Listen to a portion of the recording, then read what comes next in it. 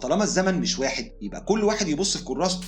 بالظبط، وده اللي قاله فلاسفه كتير زي ابن سينا والفارابي. الزمن تابع للحركه، ولو الحركه مختلفه الزمن مختلف. يعني الانسان زمنه مرتبط بدوران الارض، الجن زمنهم مرتبط بطاقه النار، والملائكه مالهمش زمن اصلا، والاقرب لفكره الان الدائم. ابن عربي بقى دخل حته اخطر، قال ان الغيب كله عايش في حاله اسمها اللا زمن، تايمليسنس، مش قبل ولا بعد ولا انتظار. كل شيء حاصل الان، بس احنا اللي بنستقبل المشهد بالتقسيط، زي نت ضعيف بيحمل الحقيقه فريم فريم. وده يفسر ليه الرؤى والاسراء والمعراج والاحلام الصادقه بتحصل في لحظات زمنيه قصيره لكن تحسها مليانه احداث كتير.